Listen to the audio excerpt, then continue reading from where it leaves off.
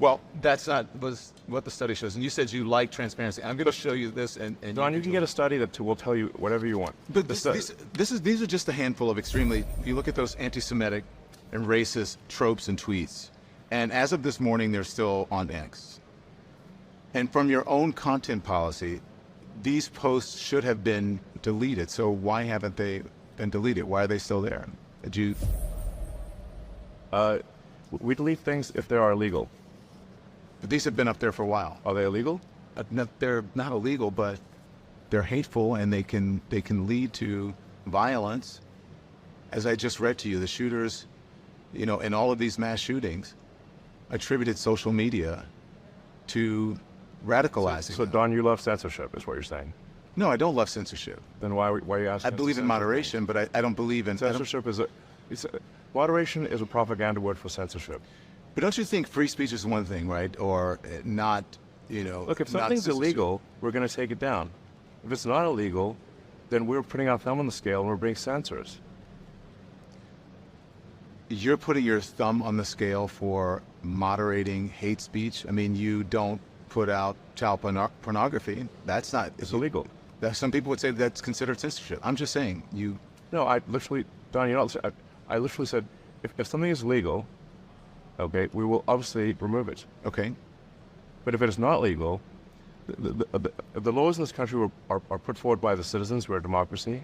If those laws are put in place by the people, we adhere to those laws. Okay, I agree. To the laws of others. If you go beyond the law, you're actually going beyond the will of the people.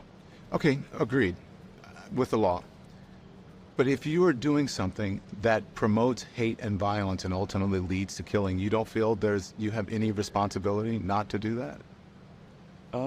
When the people who are doing it admittedly are saying there's articles all the time that lead to violence and killing.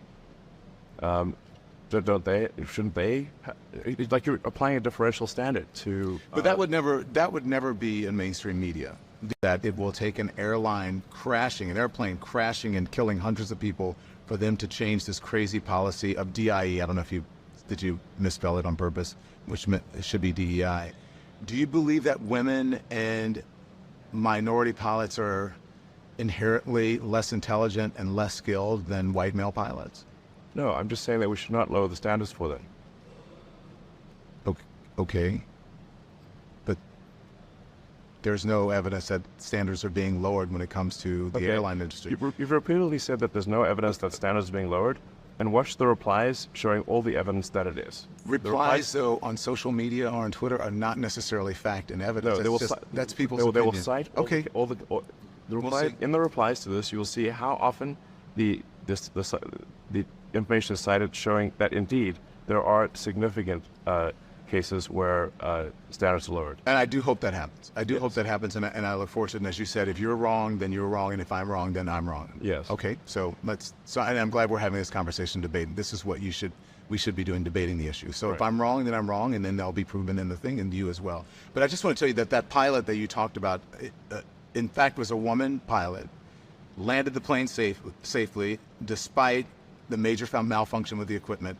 Boeing has taken responsibility for that incident, saying that it was caused by a faulty door panel. So I'm not sure what that had to do with lowering the standards for pilots when it was a faulty. No, it's not lowering standards for pilots. It's the incentive structure.